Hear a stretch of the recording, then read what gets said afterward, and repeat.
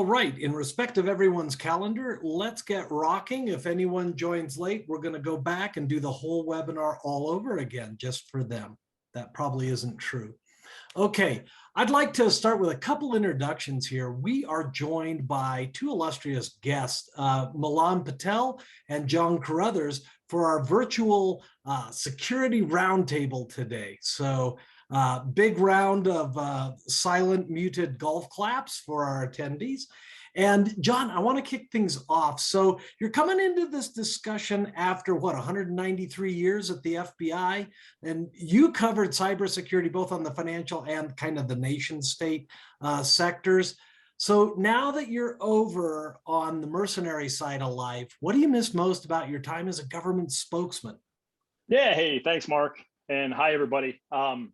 Yeah, you're right. 27 years in the FBI. All I got when I left was this golf polo and some lifetime insurance benefits. So yeah, those two things played out well.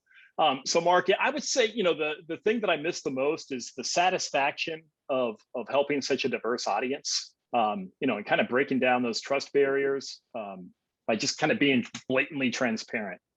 That combined with, running around with different SWAT teams and arresting and handcuffing, the worst of the worst. I don't get to do that anymore. And so, yeah, definitely miss that, but good to be here. I bet you haven't handcuffed like anyone at the office. No, not That's today. Good. That's a good this week. Yeah. So Milan, you are now the global head of managed security services over at BlueVoyant. But before that, you also did a stint at the FBI. You were CTO of the FBI cyber division. What led you to switch over to the private sector? Well, as an agent in New York City for more than a decade before moving into a management position, I must have knocked on 1,000 doors and told people, hey, you've been compromised, and here's how we know you've been compromised. And the look on people's faces, seeing them struggle with the idea of now what to do. I left government to, with the help of lots of other folks, start BlueVoyant in order to create an environment where we could prevent activity from happening in the first place. Mm-hmm. And I'm happy to say that, what we do today is really about prevention more than just instant response. Both are fun and challenging, but being on the prevention side is what really brought me to the private sector. Hey, Mark. Yeah. Can I jump in here real quick? Jump, man. I've got a really cool memory of Milan. Oh yeah, no, this is good. This is good stuff. So I was the first ever FBI agent to pilot this program to improve collaboration with our international partners, kind of in that cybercrime space. So in 2010, I got assigned to the Netherlands, which was a really tough gig, by the way. Yeah, it was like really the right side of the tracks. But anyway, so I was there. I was embedded with the Dutch National Police. And so as a result, my Dutch colleagues kind of became like little brothers, in a sense, right? And I grew super, super protective. And I remember getting contacted by New York FBI and Milan, Milan specifically. And I didn't know Milan, and New York FBI they have a reputation that's of being like really good but super aggressive. And so Milan and his team wanted to come out to the Netherlands, right, to further investigate one of their cases. And so now I've got 5 type A's from New York coming to like bully my Dutch colleagues, and I was super duper nervous. Very nice. Oh no, I was petrified. So Milan gets out there with his team, and he could not have been better. And I've literally, Milan, been a fan ever since. So that's. Thank you, John. Appreciate it. That's my input. That's Milan. You got to send him $5 now. I already been with him. Yeah. Well, I'm going to throw a question out there, kind of get the conversation going, and I'm going to say it in Dutch. No, I'm just kidding. That this has to do with the recent pipeline hack. Been on the news, top of mind, I think, for most of the security professionals out there. But when you get a situation like that, I'm going to throw this one over to Milan, and then John, I'd like to kind of get your take on it. What happens in those first 24 hours? Like, especially something that's capturing the news, right? You're kind of an existential crisis for your company. Who are the players? How do they get involved? What happens? Look, it's a great question, and I think it's important for folks to understand, government's role, private sector's role in these conversations. A breach of that magnitude, there's a lot of things at play. First thing that generally happens, being on the inside of these breach responses for the better part of 2 decades, first phone calls to outside counsel. Get a breach coach, a data privacy expert that understands how to deal with the crisis at hand. Larger organizations will call crisis management, typically an outsourced firm, and then they'll have the outside counsel retain a incident response forensics firm like BlueVoyant, like EVOTEK, like others, to come in and begin an investigation. While that's happening, for companies like the pipeline, they will require regulatory notification, government notification. The FBI will be notified. CISA, which is the new cyber agency within the DHS, will be notified. That will make its way to the principals of all those organizations, including the White House. And that probably would happen within the first, 1 to 4 hours of that notification going to government. At that point, the FBI would ask to be involved in the investigation, not to sort of get involved in remediation aspects. That's the job of the private sector, but to assist with, is there any information that would be valuable for us to go track down the bad guys? And the easiest way to describe it, I think, in very basic terms is, imagine your local bank was robbed. And after robbery, the police come in. They want to do fingerprints. They want to do interviews. They want to go figure out, what did somebody see? When did they see it? And where's the evidence supporting it? So we can go and then follow these bad guys wherever they went. It may be something as simple as a teller saying, I saw a brown van drive away down Broadway, with 4 guys in it, and they're all wearing masks. That's a great piece of evidence for the FBI to go do surveillance or follow somebody. In the cyber world, it's the exact same thing. It's just IP addresses and domains. John? Yeah, that's perfectly stated there, Milan. To kind of piggyback on that, I would say 2 questions are going to be asked immediately. Like, one is, who's the victim? So in a case like Colonial, to Milan's point, typically the field office that's close by, or going to be ultimately responsible for doing whatever the FBI is going to do, they're going to get notified probably by FBI headquarters. In other words, the principal's office is going to call and say, hey, this needs attention. Not only will you give it the proper attention, but we're going to provide a lot of oversight. So to kind of augment also what you said, Milan, the thought from the Bureau or the FBI is definitely going to be that the victim already has somebody on retainer to help with that response. And that's either going to come, like you said, either from counsel, perhaps their cyber insurance provider is going to do it, or they already have a solid BCDR plan already developed. It's going to lead them to who do they call for that. Mark, to your question, what does it look like from the FBI point of view? Absolutely, we are there. I still say we on occasion. The FBI is going to be there to collect evidence or to make sure that evidence is preserved. Which in the cyber arena is to make sure that logs, if they exist, they're not getting destroyed. Things like that. There's going to be what I would call government ride-alongs. Because the ultimate goal of the Bureau is not to impede remediation. Certainly, if the talent and the skill is there on the part of the FBI to help the victim with things like remediation, certainly they can do that. But that's not the mission here. The mission is to preserve that evidence, further any investigative activity that's already been kind of put in flight, and then we just kind of go from there. Perfect. And so, hopefully our attendees here are not at a company that's been breached. But if you're in, let's just say, a pre-breach state right now, how exactly do you assess that? Like, how do you go and take a look at what you currently have in place, the processes, the tools, the people, the skills? How do you look at that to kind of start to identify areas that maybe you need to shore up a little bit? It's a great question. There's a ton of stuff to do pre-breach. Generally speaking, organizations that provide this service as an outsourced capability, organizations should look to get objective advice on what an organization should be doing at the maturity and size, and whether they have regulatory concerns, whether they have public disclosure concerns, being a public company. Those things matter in identifying what should be done. But fundamentally, the three buckets, right? People, process, and technology. Each one has its own conversation. And really what we're starting to see organizations do is starting to identify cybersecurity talent as people that need to be in the organization. This is very different from your typical IT person, your IT security person, and your cybersecurity person. Those are three different hats. Somewhere in the last 10 years, those skill sets diverged quite aggressively. Your IT guy is making sure the lights are on, critical for a company to run. Your IT security guy is making sure firewalls are patched.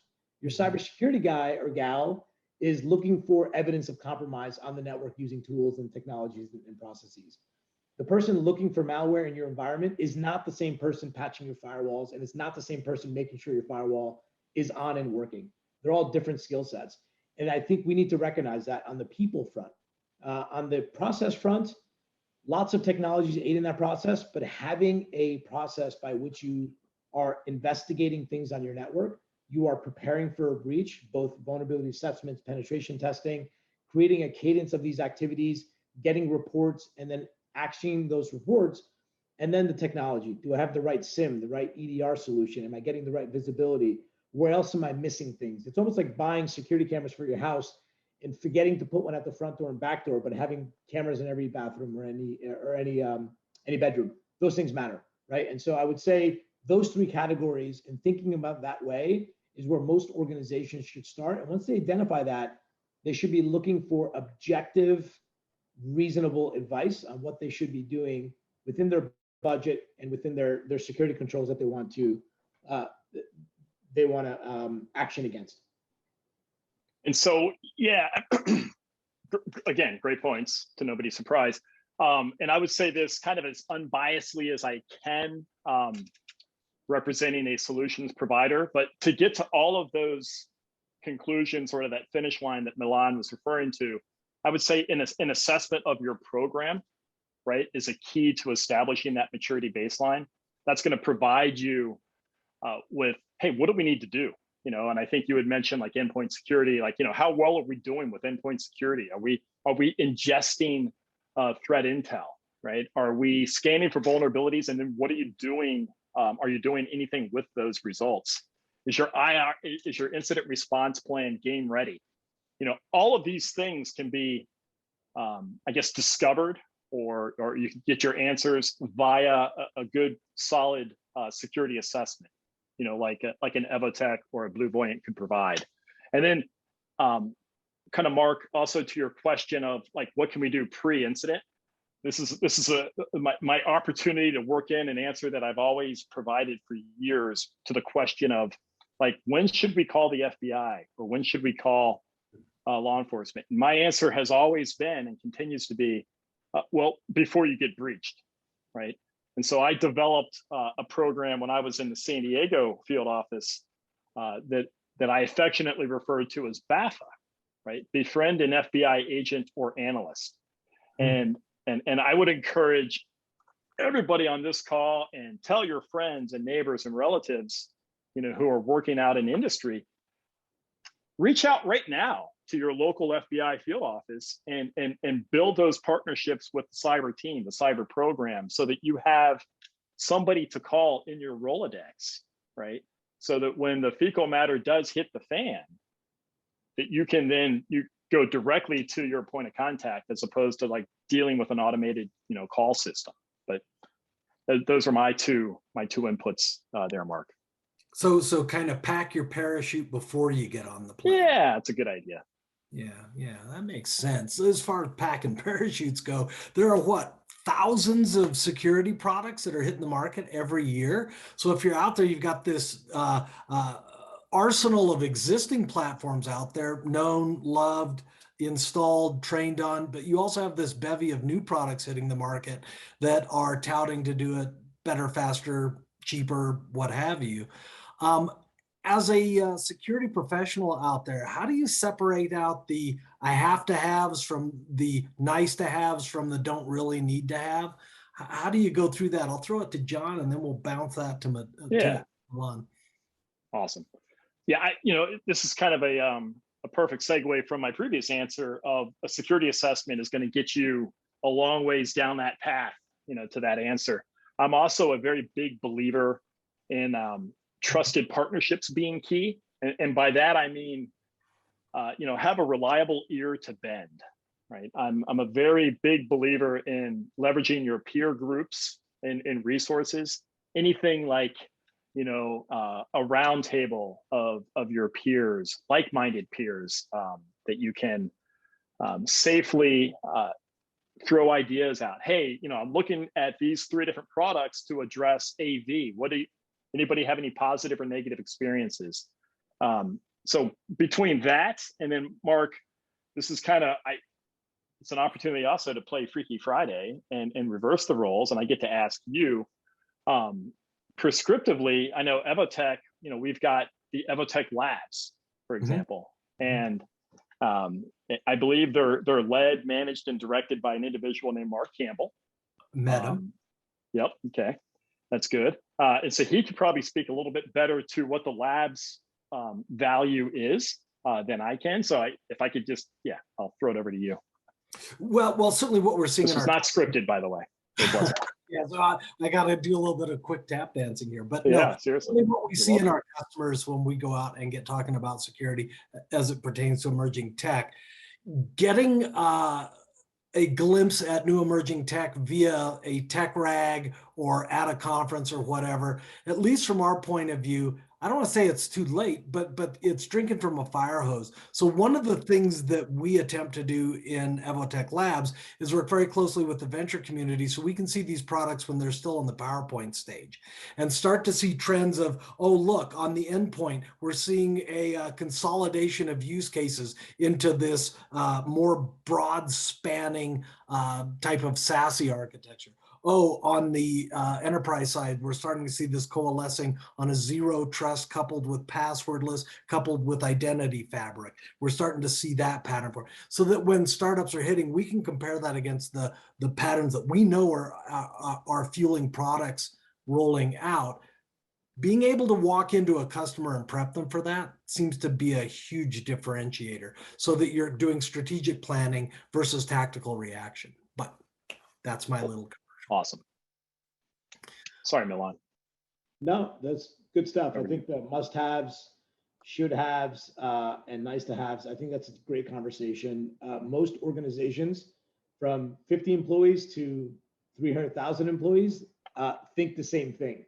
And generally speaking, what I end up seeing is either an underinvestment and sometimes an overinvestment where they've bought too many tools. Let me give you a good example of that. Well, I could talk a lot, but I want to give you a clean example of one. Speaking to a customer now, they bought an endpoint solution, a standalone endpoint solution. They bought a SIM. They bought a user behavior analytics tool. And then they bought Microsoft M365 E5, which contains all those tools and capabilities under one platform. And so the customer is asking us, hey, listen, we bought all these tools. How are we going to get them to work? And I'm like, well, you have duplicative tools in at least 4 different places, which means you're probably paying an order of magnitude of $8 per user per month for those additional tools, on top of what you're paying for the solutions you already bought. And I see that happening a lot. And that's because the market's very confusing. There are lots of vendors out there throwing out words like MDR and XDR and SIM and NAC and all these terminologies. And honestly, even if you're a good cybersecurity operator and you're not in the vendor space, it's really difficult to digest what you should be doing. So here's the fundamentals, I think, in terms of must-haves. Must-haves, endpoint security. You have to have endpoint security. You have to have a reputable product on the endpoint that allows 2 things to happen. Number 1, it allows for detection of bad behavior and bad IOCs. You're basically next generation antivirus. And then the second piece you need, generally bundled together in that package, is EDR, endpoint detection response. That is your ability to see what's happening on the endpoint, irrespective of an alert being triggered based on malicious activity. Think of it as a camera at your front door taking a picture when it sees something versus a recording of a 24-hour session of your front door, no matter who came to your front door. You need both to be able to investigate threats that might not look like anything from the antivirus perspective, but it may look like something more sophisticated from a full recording perspective because you're able to study patterns. So that's really, really critical. The second piece that's really critical is a SIM, security information event management. That is allowing you to gain visibility in the enterprise, bringing in your firewall logs, your endpoint logs, your user logs, your DHCP, Active Directory, cloud logs.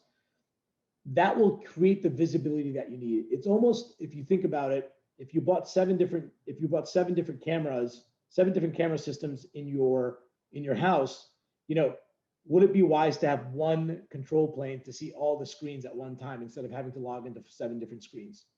And so those two things I think are critical as the must-haves, which is visibility across your estate and the ability to defend the endpoint should something go bad, right? There's other places where you could do that kind of work, but at the end of the day, bad guys are looking to get to the endpoint, to steal information, to cause problems. And if you can prevent, and if you can't prevent action quickly based on a threat, you will put yourself far ahead of most organizations who have trouble even doing those two pieces. Got it. Got it. Terrific. Terrific stuff. By the way, we do have a question in the chat. We're going to circle back and catch questions here at the bottom of the hour. If you do have any questions for our esteemed guests here, if you could just throw them in the chat, we'll circle back and get through as many of them as time allows for. But let me throw one more. I'm going to throw it to you, Milan, and then we'll see what John's take on it is.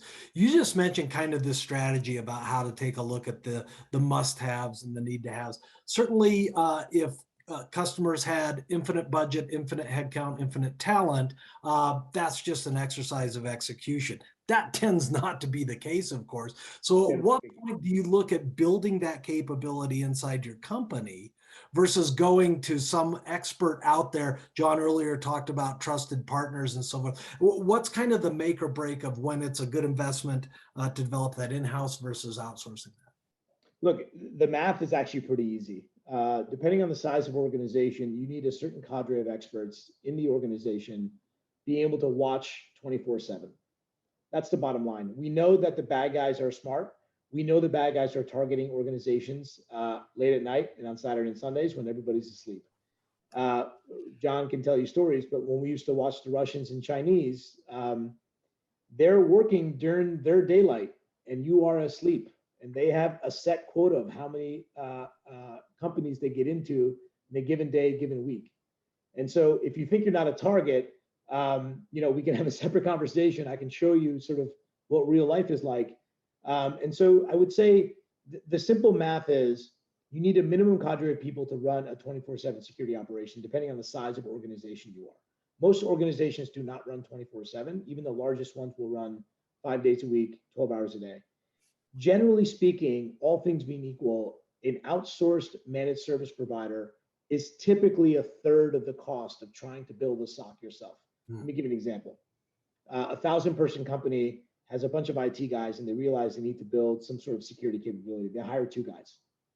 Those 2 guys, well, on average in the United States, to do threat hunting and to manage a SIM, it's probably somewhere around $150,000 to $175,000 a year. So you're at $350,000 in people. This is not counting total compensation, right? Your insurance costs and other things. Technology is probably another $150,000. And then all the ancillary things you would need to build process, maybe another $50,000, probably a 12-month ramp time. Now, this is not 24/7, right? This is covering a 16-hour shift Monday through Friday, and then somebody's on call on Saturday and Sunday.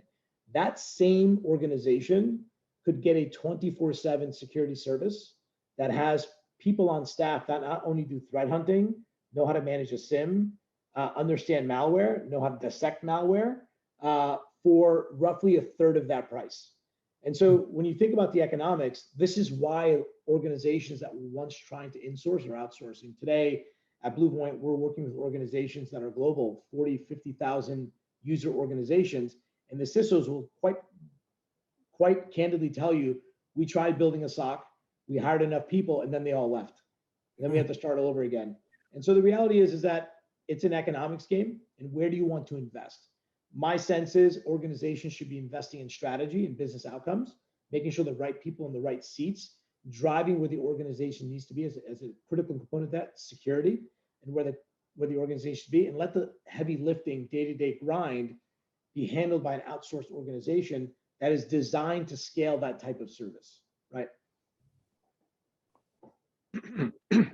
Yeah, look at Milan bringing the math. Really well done. Simple math. Yeah, the way you put it. Yeah, the only thing I would add is, and it's really more of the same, is, you know, what are your in-house capabilities, right? You know, even if a company wanted to keep it in-house, if the talent doesn't exist, it's really not an option. So the decision tree gets kind of chopped down at that point. I actually was mentally noodling the question of, you know, and I was going to throw it out there hypothetically, like, what would it cost to find an FTE SME, you know, versus outsourcing? And Milan literally brought the thunder with like hard facts and numbers. So, you know, that's great. And yeah, not a whole lot to add to that. That was a great answer. Terrific, terrific. Good job. We do have a question in the chat, and I'm gonna just read it out verbatim and make sure I capture the nuances of this. So the question is, as part of the anatomy of the first 24 hours after a breach, I'm curious what you're seeing in terms of how far back the infection/infiltration actually occurred. Is it typically 30+ days? What can companies do in terms of backup recovery if the last good state is 30+ days ago? Backup technologies are making their data immutable in order to prevent infiltrators from corrupting, but how can they restore recent data and clean/disinfect it? So I'll take a stab, and John can as well. So generally speaking, when you discover a breach, it's generally been in your environment multi-months. It used to be the average was like 160 days, 180 days, which is roughly 6 months. With the Kaseya breach, SolarWinds, Exchange, these are long time, what we call low and slow operations. The bad guys know how to not get caught, and they wait until it's the right time to pull the trigger on something that is noisy, that technologies like, you know, endpoint solutions could pick up in terms of noise. So generally speaking, if you discover a breach, it's probably been there a while, unless you have irrefutable evidence that the tool that caught the breach didn't see any signs of that activity prior, right? Very rare. And I think in terms of backups, this is a tricky one. There's no good answer. 30 days, 60 days, every night, offsite backups, tape backups. What I can tell you after doing ransomware investigations, you know, for the better part of 10 years, I've not seen a good answer because everybody has different stages of how they back up and where they back up, and if it's on the network, off the network. And each one creates drama somewhere, right? When you leave it on the network, you have to worry about the bad guys figuring it out and making it unusable. If it's off the network, you have to worry about how to get it back, right? So each one is filled with sort of perils. But what I can tell you is the organizations that we've been in front of, maybe the last 300 ransomware investigations over the last couple of years, the ones that were able to survive the attack are the ones that did have backups, right? In any capacity, because I would rather start 4 weeks ago than start from 2 years ago, right? And so it's important to have backups. Now, there are a bunch of great technologies in the marketplace. I would ask specific questions of those vendors as you look to onboard a backup solution, and that is, show me how you're going to protect my data after it's been backed up. What do I need to do? What does the software do? And is there anything in place I need to put to protect that data should my network go down? And you have to gauge those answers. Every vendor will have their own way of pitching what they do really well. You might want to bring a third-party consultant to help you evaluate those tools, because I can tell you, picking the right backup tool for your organization based on size, complexity, and scope is critical to the conversation. I promise you, if you try to build a solution to stop ransomware, you will not win that battle. The bad guys are moving way faster than the good guys are, and they will eventually get a foothold, and you have to know how to recover quickly. Wow. Yeah, so like a focus on right of boom versus left of boom as it relates to ransomware, you know, in a sense. Okay.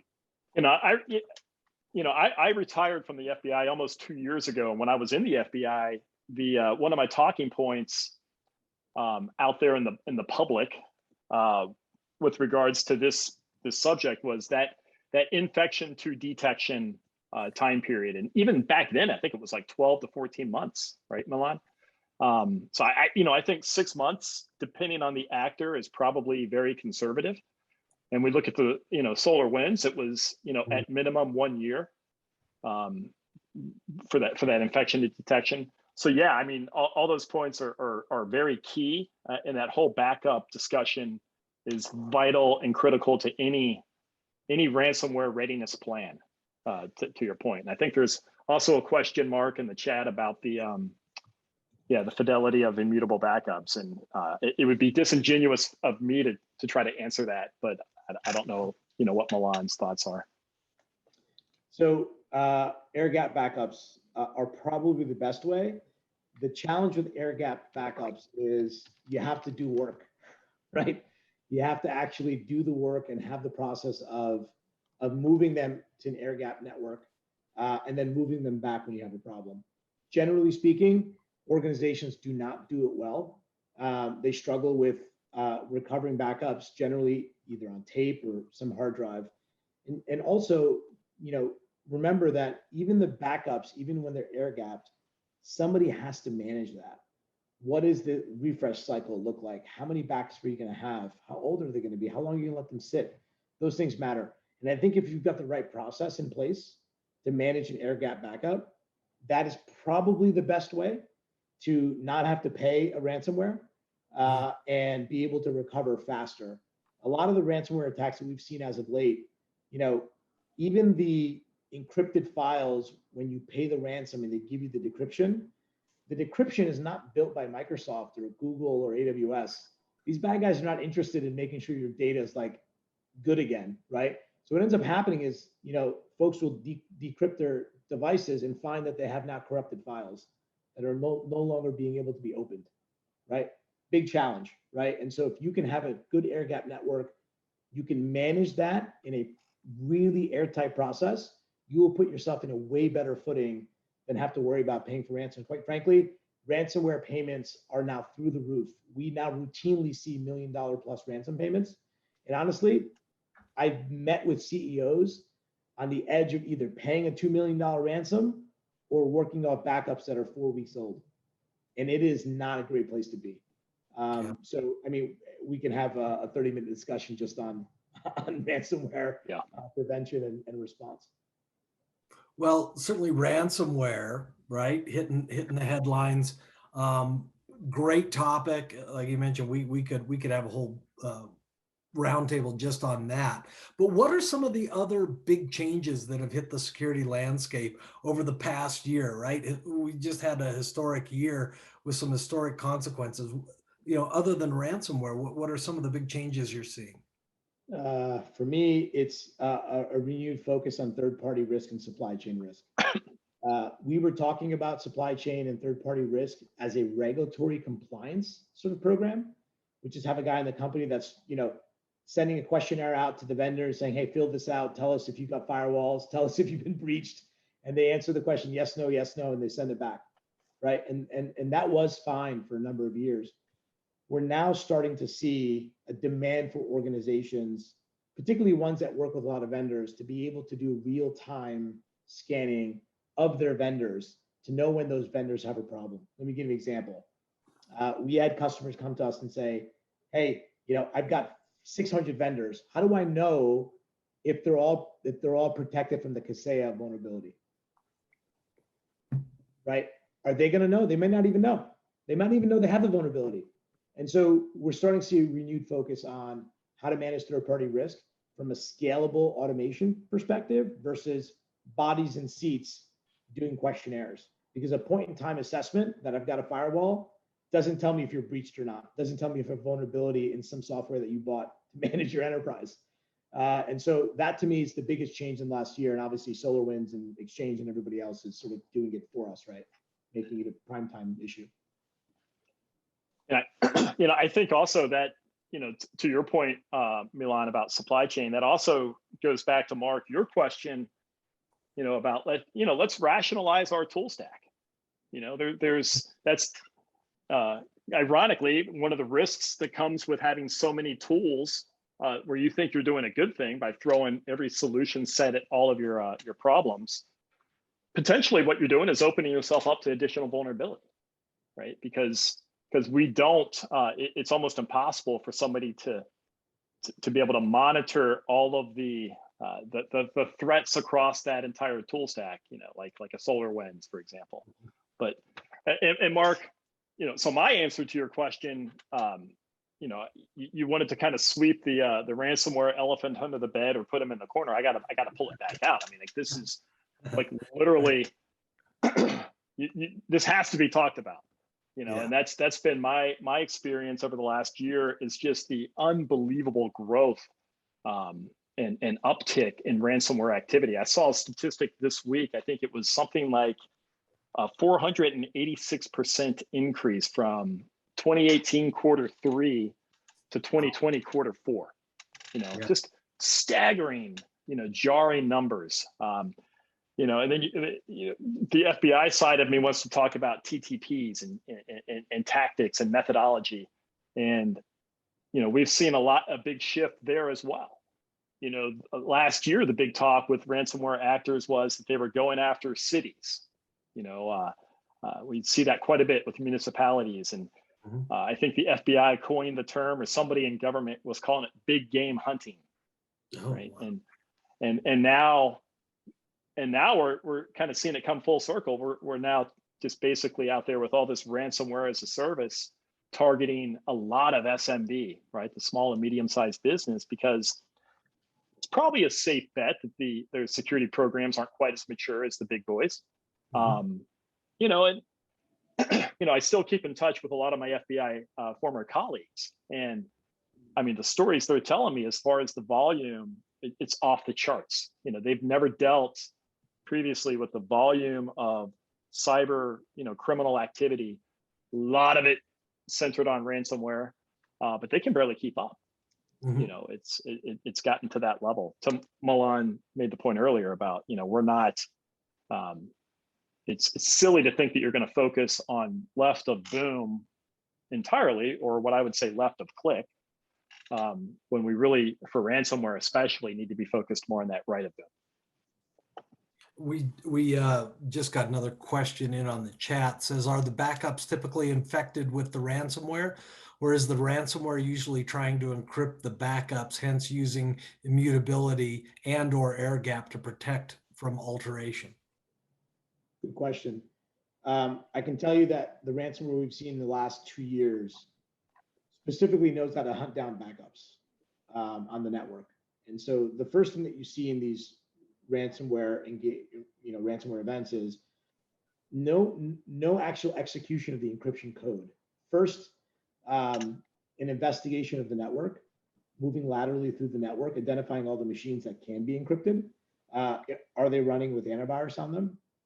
How far they can reach inside the network. And once they've gotten a good lay of the network, then they execute the ransomware, because they know, generally speaking, the ransomware execution will generally send alarm bells off in various security systems. It might not be able to prevent the execution of the encryption, but it will send alarms and alerts off. And then they know that at that point, you know, people know on the network something is wrong. And so the fact that we know these bad guys are looking for backups, so they put the customer, or they put the victim in the most uncomfortable situation, which is they can't recover from backups. Again, it goes back to having a process to air gap, and also the asset criticality sort of cross-referenced against the process. Meaning, if I've got production servers, how do I back those up in a process that might be different from other non-critical production servers, right? Everybody has crown jewels in the environment, whether it's a financial system, whether it's an HR system, whether it's a business system. Not everything on your network is critical, right? Your workstation is not critical, the server is, right? So you might have a system to back up just the servers in some cadence, in some process that is heavy, it's bulky, it's hard, but you do it, but you're not gonna have a process to back up your workstations because whatever, you know, Sally or Mike doesn't have their computer for an hour because you have to rebuild it, not a big loss. Got it. Well, we've got a couple minutes here. I want to kind of get some parting nuggets from you guys. So we'll start with John. What's kind of the cherry on top here? What would you say? Yeah, thank you, Mr. Campbell. Yeah, so this week was the anniversary, I believe the 40-year anniversary of the launch of MTV, right? And so somebody sent me a video that showed the first 2 hours of that launch, like the very first 2 hours of MTV's existence.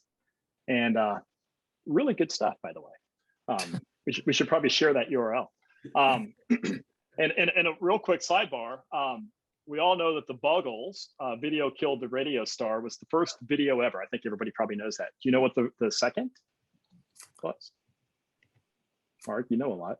Pop music by Yeah, no, good try. Pat Benatar's "You Better Run." Oh wow. Anyway, so yeah, much simpler times, right? The thought of a Zoom panel discussion on things like ransomware and cybersecurity and the supply chain, and a 27-year career in the FBI would have just boggled my middle school brain. But back real quick to the video, and don't worry, this does have a point. In the video, one of the VJs early on talked about that they were offering this MTV dial position sticker because the idea was they wanted you to turn your stereo on and hear these videos in full Dolby stereo, right? And so they had this sticker that you send a self-addressed envelope and they'll send it back. And you put the sticker on the radio dial where you're getting the best sound. Kind of a crazy, 1981 idea. Yeah. So my takeaway on that is I really wanted to somehow find a way to work MTV into my concluding thoughts. My takeaway is that there really is no such thing as cybersecurity dial position sticker, right?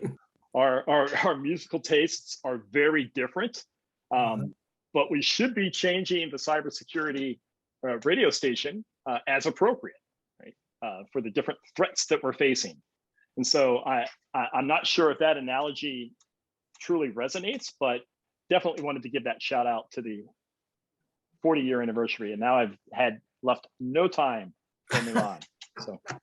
So Milan, in 8 seconds or less, what's your parting shot?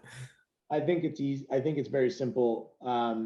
Number one, look at your budget, figure out how much you can spend on cybersecurity, implement the basic security controls, and educate your employees.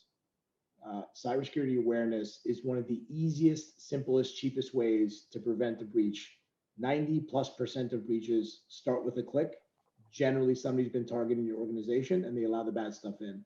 If you can educate and drive that number down, you'll put yourself in a better position, even if you can't afford all the latest and greatest tools.